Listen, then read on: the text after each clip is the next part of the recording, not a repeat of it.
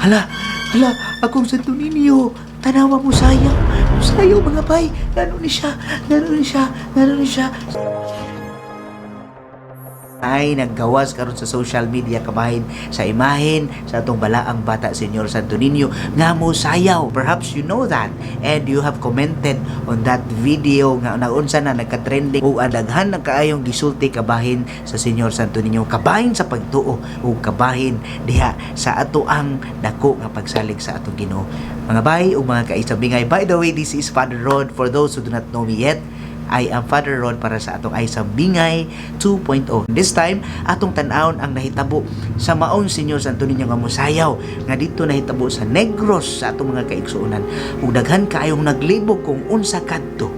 I am not criticizing anything, but for us to know better. Mga kaigsuonan ug mga bay, first we have to listen from Father Darwin Gitgano, ang atong gifted nga pare nga maoy nay gasa, usa ka exorcist ug usa ka CFD nga nakabase sa Tagbilaran sa Bohol.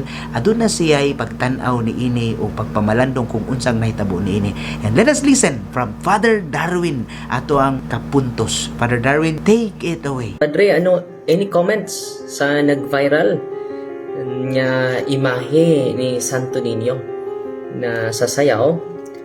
Doon po ito sa San Carlos City, Negros Occidental. Ang taong ko nga, ang biya ko tata. Pero ganun buntag, wala siya dyan, no?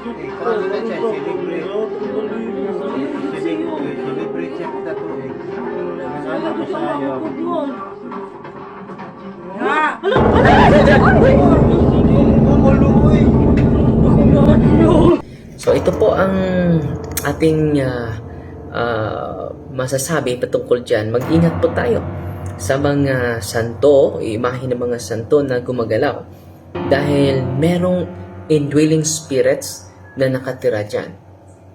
At sabi ni Father Sikia sa kanyang aklat, yung mga Santo Niño o mga imahe ng mga santo na gumagalaw ay merong espiritu. Hindi po yun Espiritu Santo. Kalimitan ay Espiritu Tonto. It is demonic in origin. At sa ating mga karanasan, merong mga faith healer. Nagagalaw din yung mga Santo Niño nila. At hindi lang gagalaw, papasukan pa sila ng Santo Niño. At nung ini-exercise natin, hindi pala si Senyor Santo Niño, totoong Senyor Santo Niño ang pumasok sa kanilang imahen at pumasok sa kanilang katawan. At hinaharas na sila ng demonyo. At ang rami na po na nabiktima ng mga masamang espiritu. So mga bay, you have heard from Father Darwin himself nga dunay indwelling of the Spirit. But take note, ingon siya, Espiritu Tonto, dili Espiritu Santo. So naaday mahitabo, and let us know nga naagayoy evil and demonic spirits, naagayoy naglaroy-laroy even sa atong mga imahe, even sa atong mga santos, naay mahitabo ni ana. Even manggani sa atong mga kaigsuonan nga mga tao mismo mayawaan pa manggani, and it is biblical. Ang hagit niini alang kanato, we have to discern spirits. We have to know kung unsa kana nga espiritu. Kung dili ka na sa Espiritu Santo, Espiritu Tonto. And we have to know and we have to be discerning every time of our lives. Mga kaigsuonan diha sa atong pagtuo, sa atong debosyon sa Senyor Santo Niño, dili ka na ang Espiritu Santo mosulod bisan asa. Busa mga bayo, mga kaisabingay, hinaot nining ato ang pagpalawong sa atong debosyon ni Senyor Santo Niño nga nagsaulog kita sa maong kapiestahan sa Batang Jesus, ang iyahang pagkahari.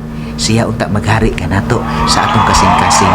Dili ang uban nga mga patuo-tuo, dili ang uban nga klase nga pagginoo-ginoo diha.